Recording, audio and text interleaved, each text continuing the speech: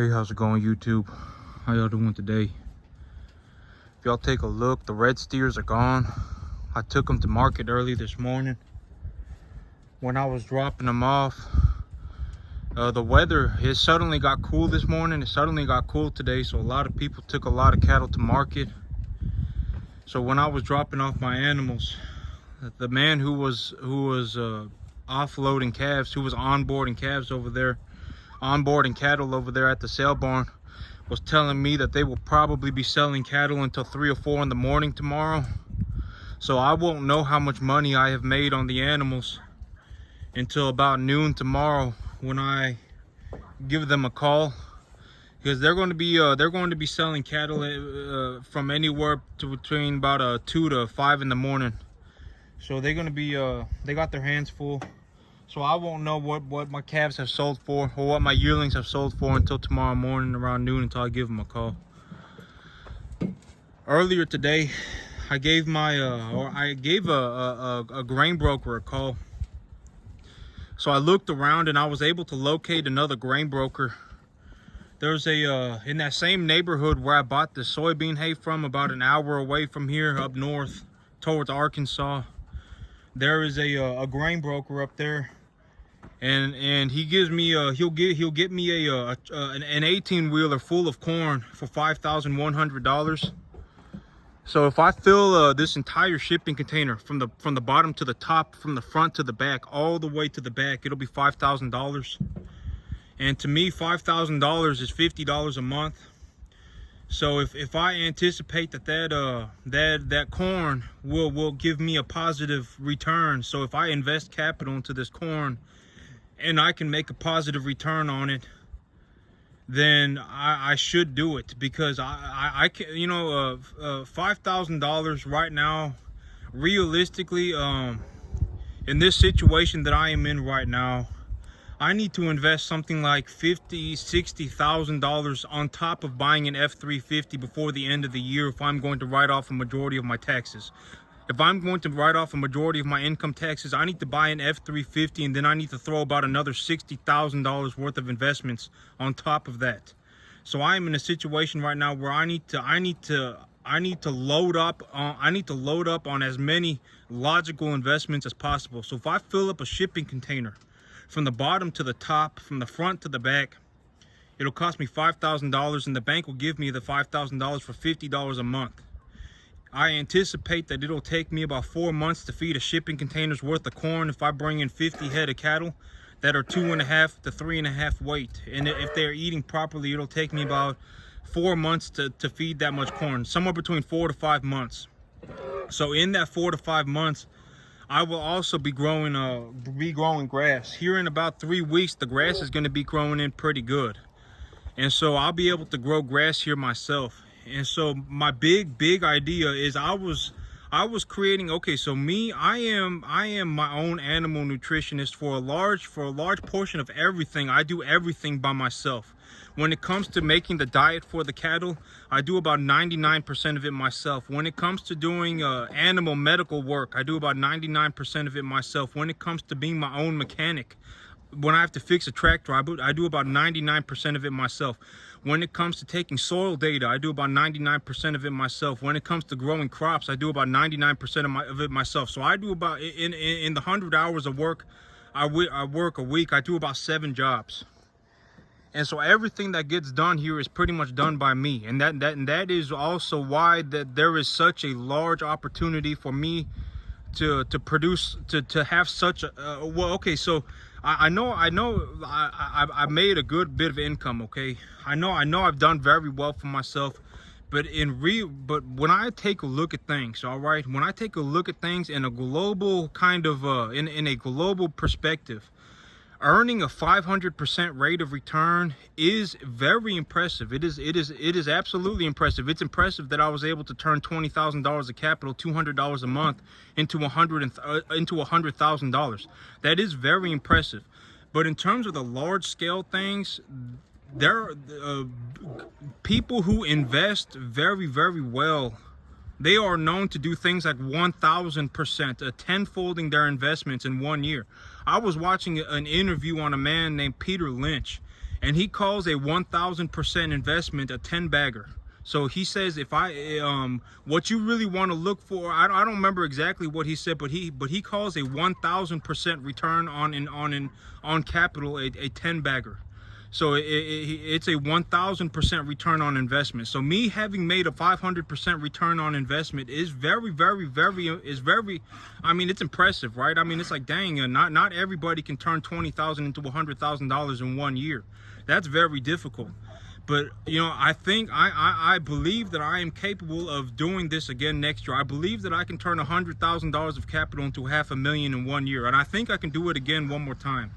But here's the thing about money, is that the more money that there is, the harder it becomes to do things like to fivefold capital.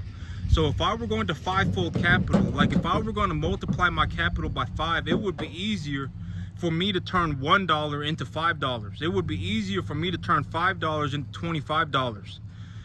When it comes to turning $20,000 into $100,000, it is more difficult than turning $5,000 into $25,000. But when it comes to turning $100,000 into $500,000, it's more difficult than turning $20,000 into $100,000.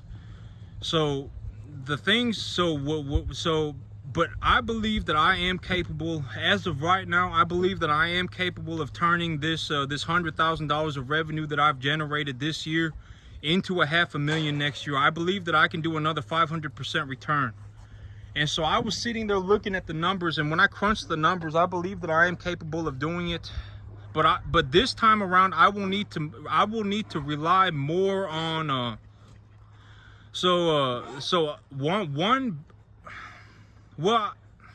this year, one of the things that really kept me ahead was that I was very thorough in my work. When I did things very purposefully.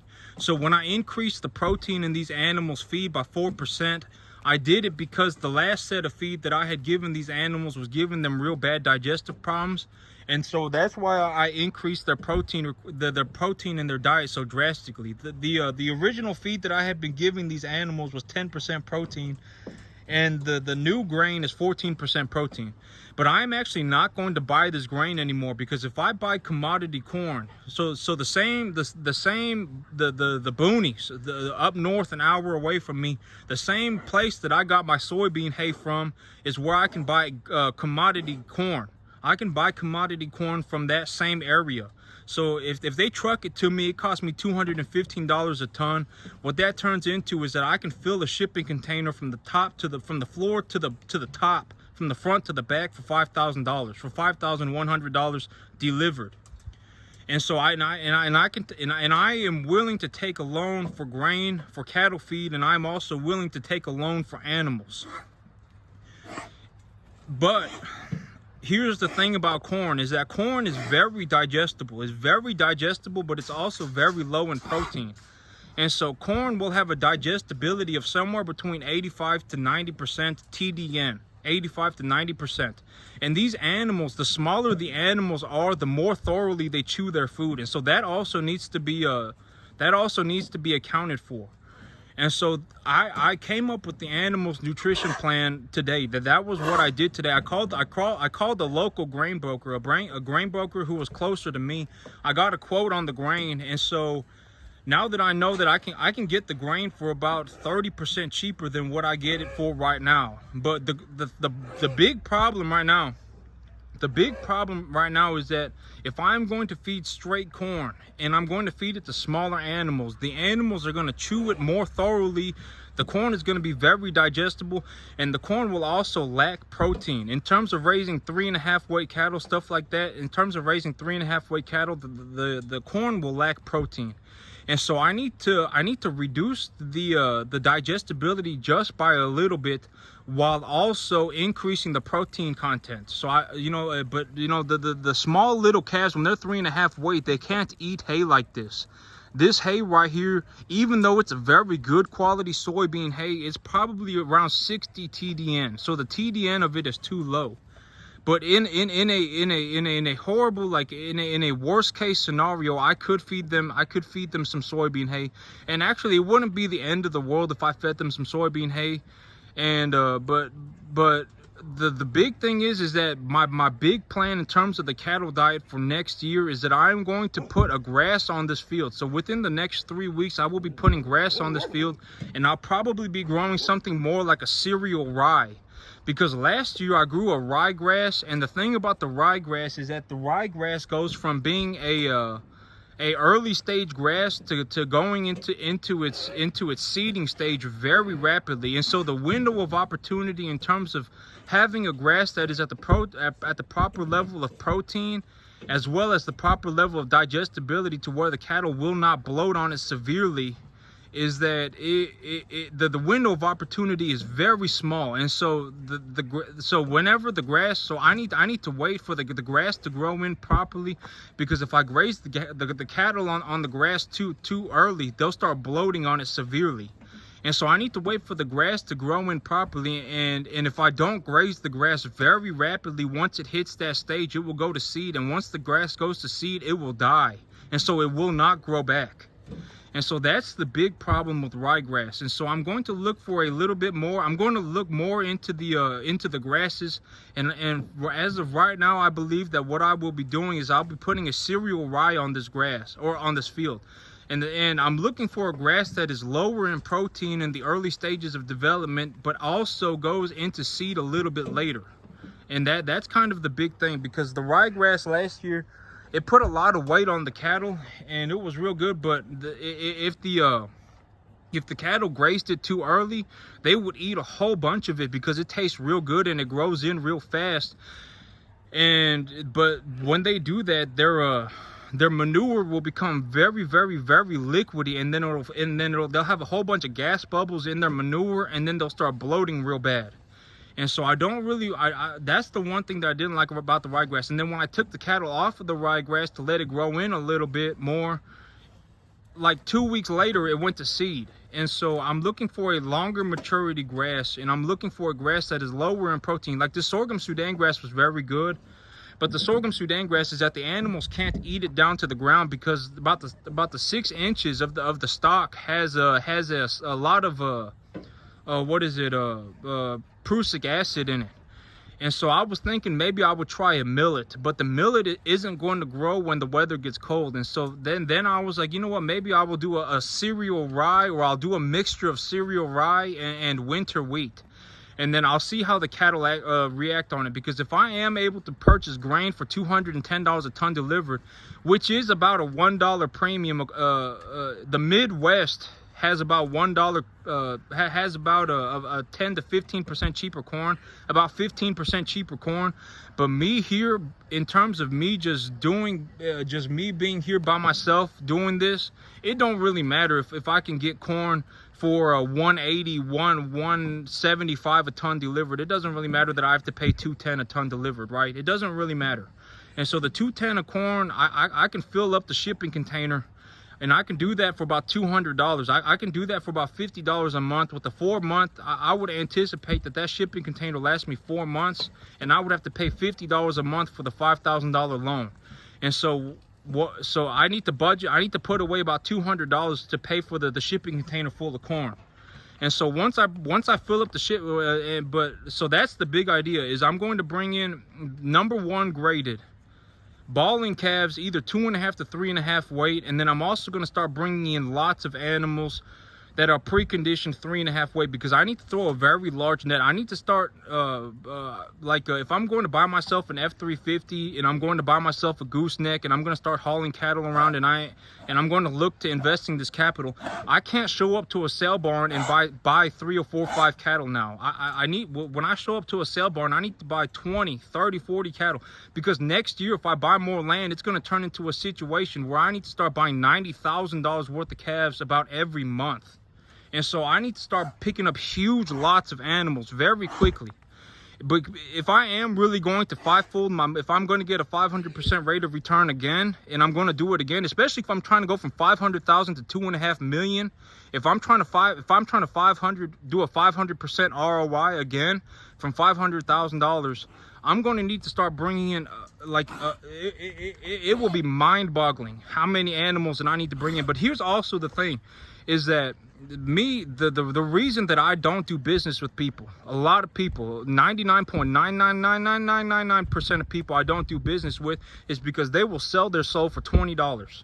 And what I mean by they will sell their soul for $20 is like, let's say I work with somebody, right? And they say, oh man, I'm gonna charge this.